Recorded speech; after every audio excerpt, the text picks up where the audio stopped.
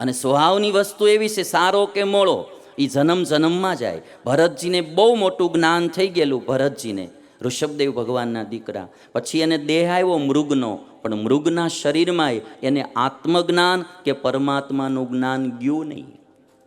મૃગના શરીરમાં એણે નો પાણી પીધું, નો એણે તૃણ ખાધું, જલ્દી શરીર છોડી દીધું અને વળી પાછો ત્રીજો જન્મ ભરતનો આવ્યો. અને ગાંડાની જેમ રહ્યા, જગતમાં ક્યાંય બંધાણા જ નહીં. એટલે લોકો કહેવા માંડ્યા કે આ હાવ જડ છે, આ હાવ જડ છે. એટલે લોકો એને કહેવા માંડ્યા જડ ભરત, જડ ભરત. પણ એ જન્મમાં એનું જ્ઞાન ગયું નહીં. એટલે કોઈ પણ જન્મમાં જ્ઞાન સંપાદિત કર્યું હોય એ પણ જાતું નથી, અજ્ઞાન સંપાદિત કર્યું હોય તો એ પણ જાતું નથી. એટલે આત્મશુદ્ધિ માટે રોજ ભગવાનને પ્રાર્થના કરવી કે હે ભગવાન, મારો આ દોષ, સ્વભાવ, વાસના, અજ્ઞાન ટાળી મને આત્માને શુદ્ધ કરજો. અને જે કચરું બધું નીકળી જાય, આત્મા ચોખ્ખો થઈ જાય. પછીની ત્રીજી પ્રાર્થના કે હે ભગવાન, મને ભક્તિ, વિરક્તિ અને સદગુણોથી ભરી દેજો. મારો આત્મા ભક્તિ, વિરક્તિ અને સદગુણોથી ભરી દેજો. ભક્તિ વિરક્તિ આવશે એટલે બધા સદગુણો આવશે, પણ આ તો છતાંય ત્રણે ત્રણ નામ ભક્તિ, વિરક્તિ અને સદગુણોથી મને ભરી દેજો. આ ત્રણ પ્રાર્થના, પહેલી આત્મા પરમાત્માની યથાર્થ જાણવા માટે, બીજી પ્રાર્થના આત્મશુદ્ધિ માટે, ત્રીજી પ્રાર્થના આત્માના શણગાર માટે, સદગુણ પ્રાપ્તિ માટે, અને ચોથી પ્રાર્થના એ છે કે હે ભગવાન, તમે ને તમારા સંતો ભક્તો રાજી થાવ એવી જ ક્રિયા મારામાં રહીને કરાવજો. ઓલી ત્રણ પ્રાર્થના સિદ્ધ થઈ ગઈ હોય અને જો ક્યારેક કોઈ સંતનો કે ભક્તનો દ્રોહ થઈ જાય તો એ પાછું જાતા વાર લાગે નહીં. જઈને વિજય ભગવાનના ધામના પાર્ષદો હતા, પણ સનકાદિકોનો દ્રોહ અપરાધ નાનો એવો કર્યો, 3 જન્મ એને અસુરના આવ્યા. અને એટલા માટે ઈશ્વરને અને એનો રાજીપો મળે એવી ક્રિયા આપણાથી થાય, એવી સન્મતિ ભગવાન આપણને આપે, એટલે આપણા જીવનમાં આશીર્વાદના ઢગલા થઈ ગયા ભાઈ. એટલે ચોથી પ્રાર્થના કે હે ભગવાન, તમે ને તમારા સંતો ભક્તો રાજી થાવ તેવી જ ક્રિયા મારામાં રહીને કરાવજો.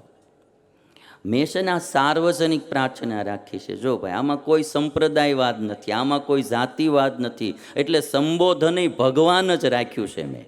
હે ભગવાન, જે એક ઈશ્વર છે એ ઈશ્વરને મારે તમારે આ પ્રાર્થના કરવાની. અને પાંચમી પ્રાર્થના છે કે હે ભગવાન, મારાથી કોઈનો દ્રોહ કે અપરાધ ન થાય, આ નુકસાની ન જાય ને જીવનમાં, એના માટેની પ્રાર્થના. તમે બધા બિઝનેસમેન છો, તમને બધાને ખબર હોય કે નવો ધંધો શરૂ કરીએ, નફો ન થાય તો મૂવો, પણ ખોટ ન જ આવી જોઈએ. ગાંઠની મૂડી આપણી ન જ આવી જોઈએ. એટલું રહીને તોય ઘણું કહેવાય. નફો થાય પછીની વાત. પહેલી 4 પ્રાર્થનાઓ નફાની છે, આ પાંચમી પ્રાર્થના જીવનમાં નુકસાન ન જાય એના માટેની છે કે હે ભગવાન, મારાથી કોઈનો દ્રોહ કે અપરાધ ન થાય. શાસ્ત્રોમાં દ્રોહ અપરાધને લઈને માણસોની જે પડતીઓ થઈ છે ને, એની કથાઓ અપરંપાર લખાણી છે. રામાયણ હોય, ભાગવત હોય, પુરાણો હોય, કોઈનાથી આપણાથી કોઈ દુખાય નહીં, કોઈનો અપરાધ ન થાય એવી રોજ ઈશ્વરને પ્રાર્થના કરવી. હે ભગવાન, મારાથી કોઈનો દ્રોહ કે અપરાધ ન થાય, મને કોઈનો અભાવ અવગુણ ન આવે અને મારાથી કોઈની નિંદા ટીકા ન થાય એવી દયા કરજો. આ પાંચમી પ્રાર્થના. અને જો આ પ્રાર્થના સિદ્ધ થઈ ગઈ ને, પહેલું તો ઘરમાં શાંતિ થઈ જાય ભાઈ, આ પરિવારમાં શાંતિ થઈ જશે. અને એટલા માટે અને મને એવું લાગે કે આધ્યાત્મિક માર્ગની ઉન્નતિ માટે આ 5 પ્રાર્થના બારી હવે લગભગ કોઈ પ્રાર્થના કરવાની જરૂર નથી. 5માં બધું જ આવી ગયું. મેં મારી જિંદગીમાં જે કંઈ અનુભવ્યું, જાણ્યું, શાસ્ત્રો અધ્યયન કર્યું, એના સાર રૂપે આ 5 પ્રાર્થનાઓ જે હું બી ઈશ્વરને અવારનવાર કરતો રહું છું, એ આ 5 પ્રાર્થના રૂપી ખજાનો આજ મોરબી વાસીને હું અર્પણ કરું છું. તમને જે લાગતું હોય કે ભાઈ આમાં હું બીજા દીધા હોત તો પેટ ભરાત, એમ, આ બહુ મોટો ખજાનો છે, આત્મકલ્યાણનો ખજાનો છે. રોજ અને તમે રોજ આ ઈશ્વરને પ્રાર્થના કરશો ને, ભગવાન જો આપણા જીવનને કેવું નિરાળું બનાવે. અને એક વાત કે મારે ને તમારે રોજ ભગવાનને પ્રાર્થના કરવી. એક પ્રાર્થના તમે બધાએ લગભગ સાંભળી હશે કે ઈશ્વરને આ બધું સિદ્ધ આપણા જીવનમાં થાય ને એના માટે ભગવાનને પ્રાર્થના, હે મહારાજ આ પાંચે પાંચ ચીજ મારામાં આવે. એ માલિક તેરે બંદે હમ, ऐसे हो हमारे करम, नेकी पर चले और बदी से टले, ताकि हंसते हुए निकले दम.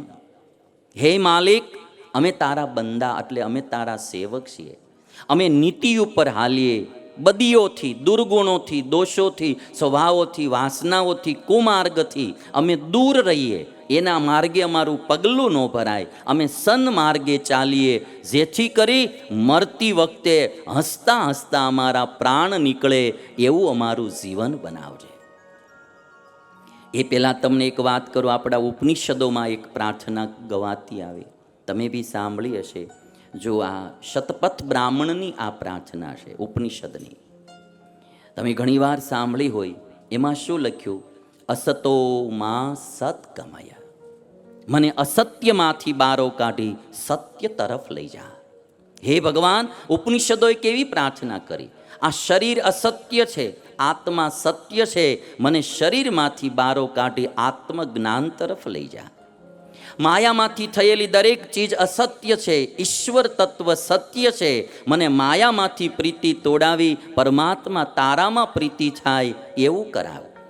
અને અસત્ય એટલે ખોટો માર્ગ, સત્ય એટલે સાચો માર્ગ, મને ખોટે માર્ગેથી બારો કાઢી સાચે માર્ગે લઈ જા. ત્રણે ત્રણ અર્થ આમાંથી નીકળે.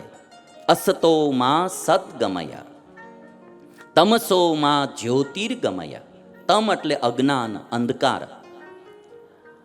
અહીંયા છે અંધકારનો અર્થ અજ્ઞાન. મને અજ્ઞાનમાંથી બારો કાઢી જ્યોતિ એટલે જ્ઞાન તરફ લઈ જા. મારું અજ્ઞાન ટાળી મને સદજ્ઞાની બનાવ. અને મૃત્યોર્મામૃતમ ગમય, જન્મ મરણમાંથી બારો કાઢી મને મોક્ષ તરફ લઈ જા. આવી પ્રાર્થના આપણા ઉપનિષદોમાં થયેલી છે. અને એ જ પ્રાર્થના આપણે ઈશ્વરને કરી કથામાં આગળ પ્રવેશ કરીએ. એ માલિક તેરે બંદે હમ, ऐसे हो हमारे करम.